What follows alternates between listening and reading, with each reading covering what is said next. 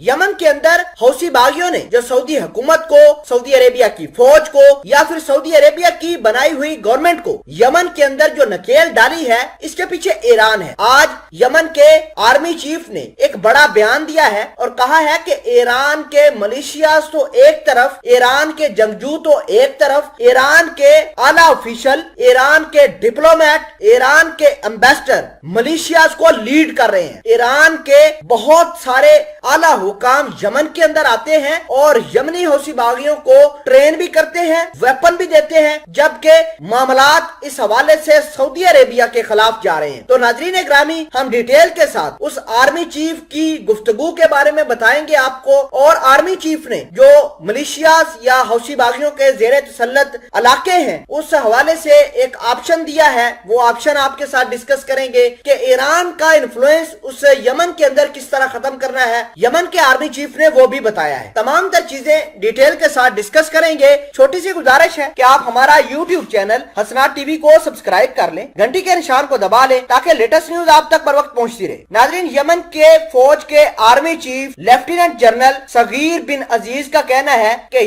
Yemen की अवाम हौसी बागियों को और ईरान को शिकस्त देकर फतह याब होंगे और मराके में ईरान की हमायत याफ्ता हौसी मलेशिया को हतमी तौर पर खत्म किए जाने का प्लान बनाया जा रहा है। तो नाजरीन ग्रामी, बात यह है कि इस मराके में हौसी बागियों का हकीकी कायद बदनामे जमाना दहशतगर्द हसन इरू, जो कि ईरान के बिहाफ पर यमन के अंदर तैनात है, ईरान ने इस शख्स को अपना सफीर बनाया हुआ है। ये सऊदी अरेबिया के खिलाफ भी अग्रेशन करवाता है और यमन के अंदर भी करवाता है। तो इस शख्स का सारा यमन के अंदर रोल है। इस शख्स का नाम हसन इरलू है। जब से सऊदी अरेबिया ने यमन के ऊपर अटैक किया है तब से ईरान ने इसको अपना सफीर बनाया हुआ है और लगातार हौसी बागियों को फंडिंग भी करता है। उसके अलावा ट्रेनिंग के लिए सामान, लॉजिस्टिक वगैरह और तेहरान में मलेशियाज को ले जाता है, वहां पर उनकी ट्रेनिंग करता है। अब यमन के फौज के chief of staff lieutenant general Saghir bin Aziz का यह कहना है कि हम इस शख्स के खिलाफ एक्शन लेंगे। तो दोस्तों, बड़ी बात यह है कि जो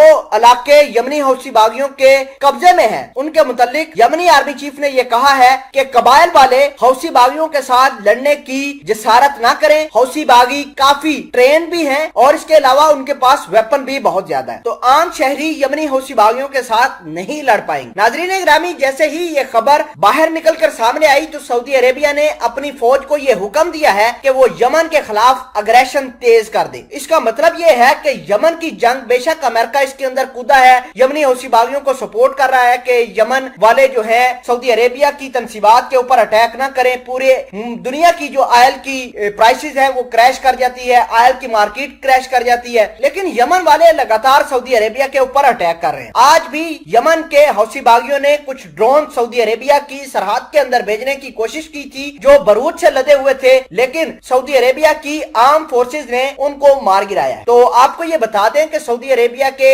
एयरपोर्ट हाई अलर्ट पर हैं। सऊदी अरेबिया के अहम तंसीबात, खसूसन तेल की तंसीबात जो है वो हौसी बागियों के निशाने पर रहती हैं। आपको ये बता दें कि अमेरिका ने समंदर के अंदर सोमालिया के पानियों से 2 बहरी जहाज पकड़े थे। उन बहरी जहाज के अंदर बहुत ही असले का जखीरा था जो छुपा कर यमन के अंदर ले जाया जा रहा था, जिसके बारे में हमने आपको खबर भी दी थी। और आपको ये बता दें कि अब अमेरिका की सेंट्रल कमांड ने ये कहा है कि ये असला जो है ये यमनी हौसी बागियों के लिए जा रहा था और ईरान इसको स्पॉन्सर कर रहा था।